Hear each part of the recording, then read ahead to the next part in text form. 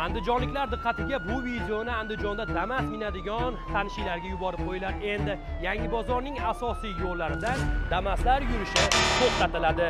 Bu holat etapma-etap amalga oshiriladi. Ayni onda bilasizlarki 33 1 75 222 Damas o'rniga endi siz avtobuslarda borishingiz mumkin bo'ladi. Aytilgan nomerlarga esa maxsus yo'llar belgilandi.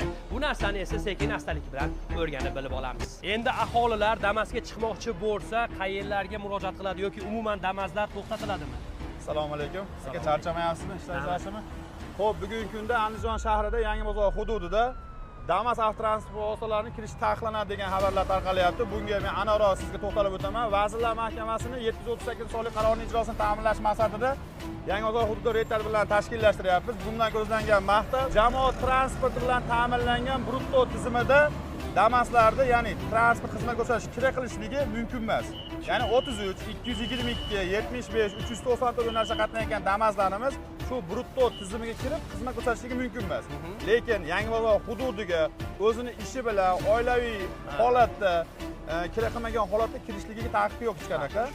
Endi yana bitta savol, bularga alohida o'sha o'zlarining tizimida yo'llar joriy etilgan. Yangibozorga kelmaydi, ammo bu yerdan o'tib ketsa. Albatta, mana har bir yo'nalish, misol uchun bir Damas oladigan bo'lsak, o'sha Damas litsenziya kartochkasini olishdan avval tender bitimiga ega bo'ladi. Asosiy va oxirgi savolimiz, bu qonunga qaramasdan yana bu yo'ldan yuradiganlarga jarimalar mavjudmi? O'sha Ma'muriy javobgarlik kodeksini 165-modda 3-qismi bor. Ya'ni o'sha tender talab shartlariga rioya etmaslik, yo'nalishni o'zgartirishlik. Bunda bizni transport nazorat inspeksiyamiz Andijon viloyat hududiy bo'lib inspektorlar tomonidan ma'muriy bayonnomalar rasmiylashtiriladi, tegishli tartibda sud organlariga ko'rsatish uchun yuboriladi.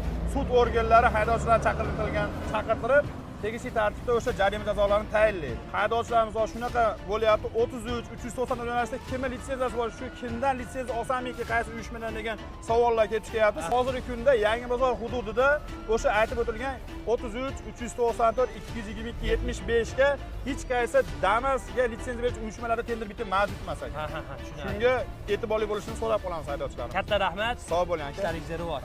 Bundan tashqari belgilangan qonun qoidalar faqatgina avtotransportlarga emas, balki piyodalar uchun ham maxsus qonun qoidalar belgilandi. Piyodalar o'tishi mumkin emas degan joydan iltimos piyodalar o'tmasa, sababi davlat bu yerga katta piyodalar o'tish uchun maxsus ko'priklarni barpo etib qo'ydi.